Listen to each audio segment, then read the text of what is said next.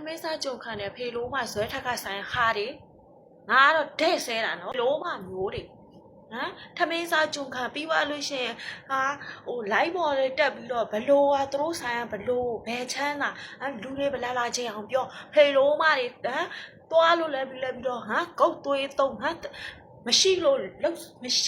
ရှိတာလေချစ်ကုတ်ပြီးလောက်ပါဆိုဂုတ်သွေးဆုပ်တဲ့ဖေလိုးမှဆိုင်ကဇွဲထက်ကကောင်းရောဆိုင်ရှင်တွေရောစပ်ပတ်ဖက်အားလုံးပဲမင်္ဂလာပါရီလေးရဲ့ YouTube channel လေးမှာပြန်လည်ကြိုဆိုလိုက်ပါတယ်ရှင့်ညီမဒီနေ့တင်ဆက်ပေးမယ့်သတင်းကြောင်းရာလေးကတော့နိုင်ငံခြားမှာအလုပ်လုပ်နေတဲ့အမတယောက်ကဇွဲထက်ရွှေဆိုင်ကနေရွှေလန်းဝယ်တာနော်ဒါကိုသူကဒီနေ့ပစ္စည်းဝယ်ပြီးတော့မကြိုက်လို့ဆိုပြီးတော့နောက်ရက်မှာသွားပြန်လဲတာ၄သိန်းကျော်တော့မှရှုံးလို့ဆိုပြီးတော့ဇွဲထက်ရွှေဆိုင်ကအလုပ်သမားတွေနဲ့ဆိုင်ရှင်တွေကိုနော်ပြောဆိုနေတဲ့ဗီဒီယိုဖိုင်လေးပဲဖြစ်ပါတယ်ရှင့်ကြည့်ရှုတဲ့သူတွေအနေနဲ့သိထားလို့ရအောင်လို့ဒီဗီဒီယိုလေးကိုအဆုံးထိလိုက်ပါကြည့်ရှုပေးဖို့အားလုံးကိုဖိတ်ခေါ်ချင်ပါတယ်ရှင့်ထမင်းစားကြုံခံတယ်ဖေလိုးမှဇွဲထက်ကဆိုင်ခါတယ်ငါကတော့တဲ့ဆဲတာနော်ဒီငါညီမဒီမမရှိလို့ရှိရင်ငါဆိုင်ရှေ့လာပြီးမျိုးဆိုင်ကိုစောက်ချက်လာခွဲမှာဖေလိုးမှမျိုးတယ်နော်ထမင်းစားကြုံခံပြီးသွားလို့ရှိရင်ဟာဟို live ပေါ်လေးတက်ပြီးတော့ဘလိုဟာသူတို့ဆိုင်ကဘလိုဘယ်ချမ်းသာ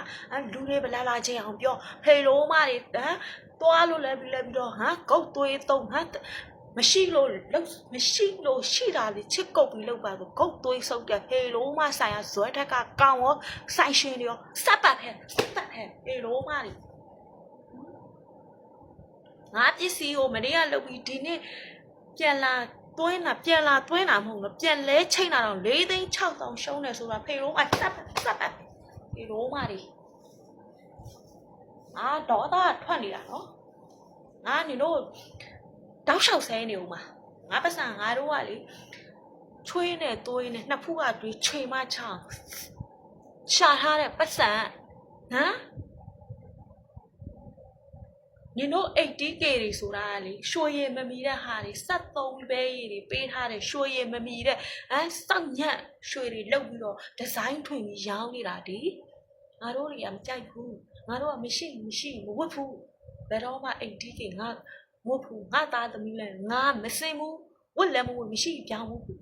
ဖေလုံးကဇွဲထက်ကဟာတွေစပ်ပတ်ပဲညီတို့တွေလေညီတို့မျက်နှာတွေပုတ်လို့ရရင်စပ်ပတ်နေတာတန်းစီပြီးပေါ့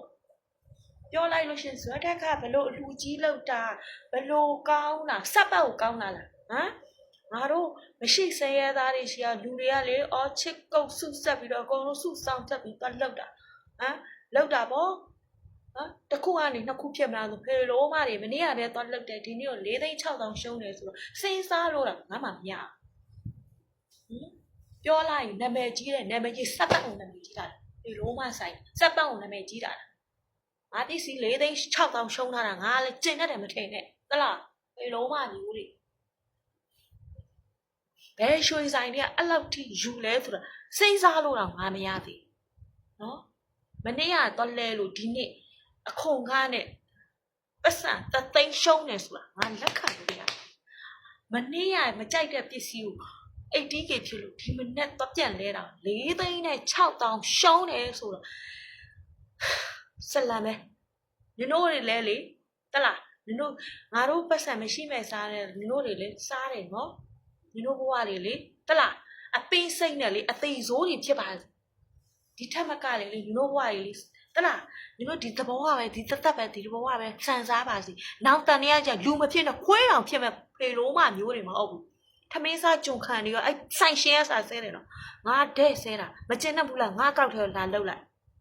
ရှင်းတယ်နော်ဖေလိုးမဖာတယ်မမျိုးတွေထမင်းစားကြုံခံနေရောနောက်တန်တရားကိုခွေးဖြစ်မဲ့ရုပ်တွေမဟုတ်အခုနောက်ပိုင်းမှာရွှေလုံးမယ်ဆိုလို့ရှိရင်နော်ဇွဲထက်ရွှေဆိုင်မှမဟုတ်ဘူးရှင်ဘယ်ရွှေဆိုင်မှမဆိုရွှေလုတ်ပြီးတော့ဒီနေ့လုတ်ပြီးတော့မနက်ဖြန်ရောင်းမယ်ဆိုလို့ရှိရင်ရှုံးကြတာများတယ်နော်ရွှေဈေးအသက်ကြမငြိမ်တာဖြစ်တဲ့အတွက်ဘာပစ္စည်းပဲဝယ်လေ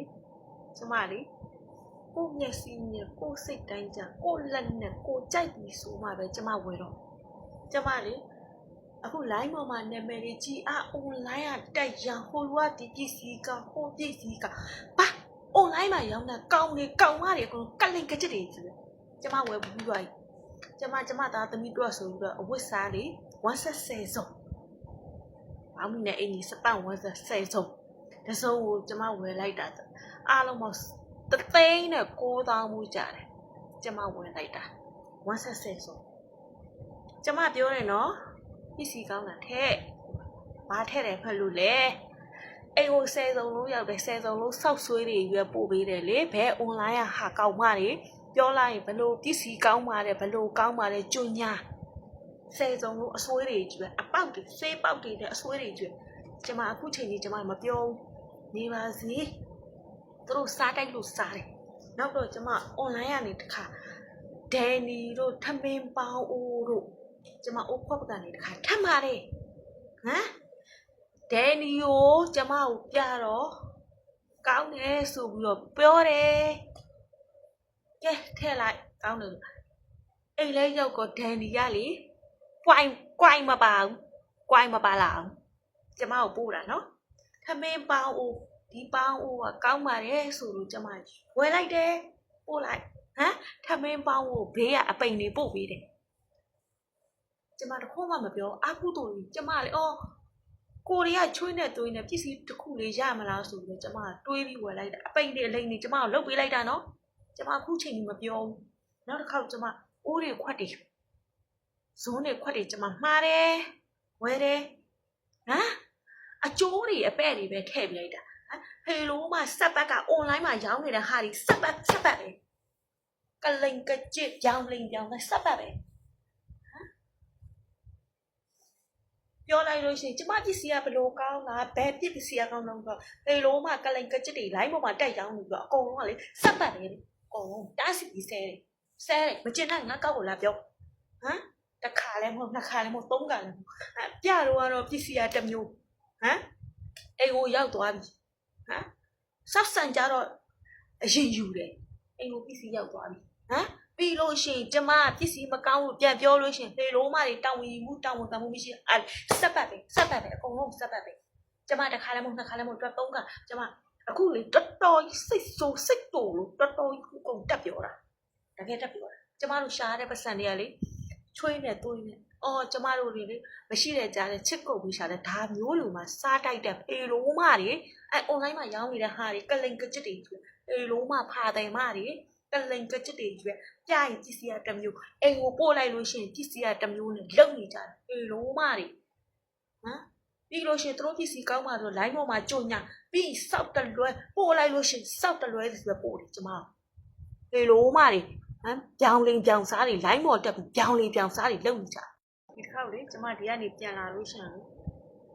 ရွှေလောက်တော့မယ်လို့ဆိုကျမမန္တလေးမှာပဲတော့လောက်တော့နောက်စိတ်ကုန်ခံပြီးကျမမန္တလေးမှာတော့လောက်ဒါလို့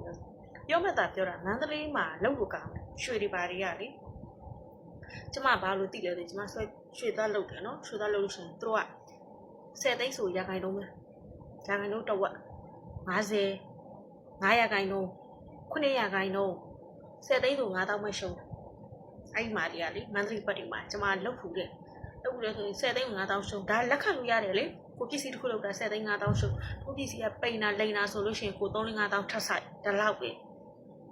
ဟိုဒါကနည်းနည်းခံတာသေးတယ်ကျမပြည်သားဟုတ်မှာရခိုင်လုံးနဲ့သွားတာကျမလေတနေ့တည်းချထားပြီးကျမဒီတစ်ခေါက်ကျမပြန်လို့ကျမလောက်တော့လောက်ရင်ကျမမန္တလေးမှာပဲလောက်တော့မန္တလေးဆိုတာလေ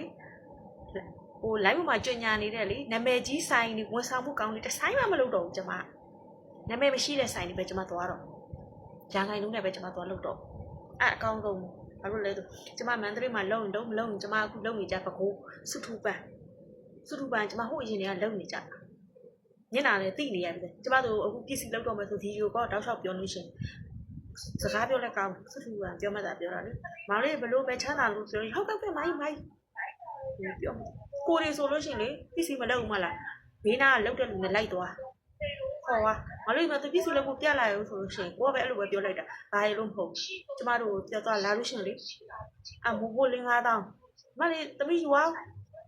သူတို့ဆိုင်မှာရှိတဲ့လက်ဆောင်ပစ္စည်းကျမတို့ပေးတာဟဲ့မယူဘူးဆိုတော့ယူပါဘာရလို့မဟုတ်ယူပါကိုကဟိုအရင်ကလုံနေကြဆိုတော့မျက်နှာလည်းတိနေတယ်စုတူပန်နေနောက်ဘဘကလူတွေလေကျမတခုတိပြီးမလားရွှေဆိုင်တွေတော်တော်များများဘယ်ဆိုင်မှမလုပ်နဲ့စုတူပန်တော့လို့အခုစုတူပန်လေအခုနောက်ပိုင်းတော်တော်ကောင်းလာတယ်